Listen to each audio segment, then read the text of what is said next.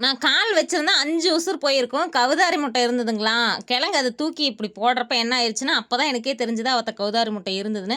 எடுத்து பார்த்துட்டு, இது காடை முட்டையா இருக்குமா? இல்ல கவுதாரி முட்டையா இருக்குமா? அப்டின்னு சொல்லி பார்த்துட்டு, திருப்பி அதே இடத்துலயே வச்சுட்டோம். அவங்க அம்மா வந்து தேடுவாங்க இல்லைங்களா? நம்ப எப்படி நம்ம குழந்தைங்கள தேடுறோமோ, அதே மாரி தான் காடை, கவுதாரி அதெல்லாம் தேடுவாங்க. காடுகள்லயும், வயல்வெளிகள்லயும் அதிகமா இந்த காடை முட்டை, கவுதாரி முட்டை அங்கங்க இருக்கும். அத நம்ப எப்பயுமே எடுத்து சமைச்சு சாப்பிட்டது கிடையவே கிடையாது. அப்படியே வச்சுருவோம் பார்த்துட்டு.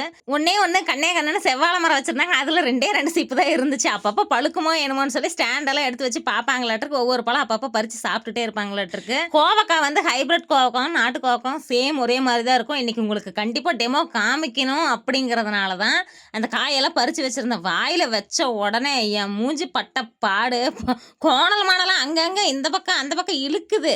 வாயில வச்சோனே அவ்ளோ ஒரு துவர்ப்பு, கசப்பு சேர்ந்து இருந்ததுனால, ஒரு கடி கடிச்சுட்டு அப்படியே துப்பிட்டேன். ஒரு கடிக்கே இந்த நிலைமையா?